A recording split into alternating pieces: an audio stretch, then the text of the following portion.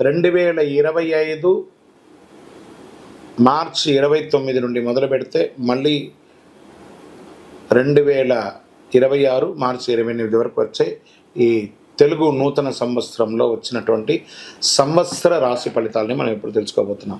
ప్రతి ఒక్కరికి ఏముంటుందంటే, గురుగారు నాకు ఎలా ఉండబోతుంది ఈ సంవత్సరం, నాకు ఆరోగ్యం ఎలా ఉంటుంది, నాకు ఐశ్వర్యం ఎలా ఉంటుంది, నా వ్యాపారం ఎలా ఉంటుంది, నాకు ఉద్యోగం ఎలా ఉంటుంది, నాకు అసలు ఉద్యోగం వస్తుందా రాదా, నాకు వివాహం అవుతుందా అవదా, నాకు సంతానం కలుగుతుందా కలగదా, నా వ్యాపారం అభివృద్ధి అవుతుంది, నేను విదేశాలకి వెళ్తానా వెళ్ళనా, ఎన్నో ప్రశ్నలతో కూడినటువంటి ఆ ప్రశ్నలకు సమాధానమే ఈ గోచార గ్రహస్థితి.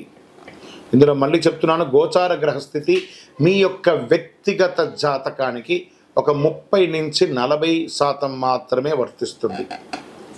మీరు పుట్టినటువంటి ఆ లగ్నం, మీ యొక్క టైం ప్రకారం ఒక లగ్నం ఉంటుంది, మీ నక్షత్రం ఉంటుంది, మీ పాదం ఉంటుంది, దాని ప్రకారంగానే సంపూర్ణ జాతకాన్ని తెలుసుకోవడం కుదురుతుంది. నేను చెప్పే ఈ గోచార ఫలితాన్ని కొంతవరకు తీసుకోండి. తర్వాత మీ యొక్క వ్యక్తిగత జాతకాన్ని మీ పరిసర ప్రాంతాల్లో ఉన్నటువంటి గురువులను సంప్రదించండి. గురుగారు నాకు ఈ సంవత్సరం ఎలా ఉంది, నాకు జాతకం చెప్పండి, వారి దగ్గర అవసరమైతేనే తెలుసుకోండి. మళ్ళీ చెప్తున్నాను, ప్రతి దాంట్లోనూ ప్రతి ఎపిసోడ్లోనూ నేను చెప్తూ ఉంటాను, జాతకం పడుతున్న వర్షానికి ఒక గొడుగు మాత్రమే, కానీ జాతకం జీవితం కాదు. మీరు మిమ్మల్ని నమ్మండి, మీ ఇష్టదైవాన్ని నమ్మండి, మీ కులదైవాన్ని నమ్మండి, మీ జీవితం బాగా ఉంటుంది. కర్కాటక రాశి వారు పునర్వసు నక్షత్రం 4వ పాదం పుష్య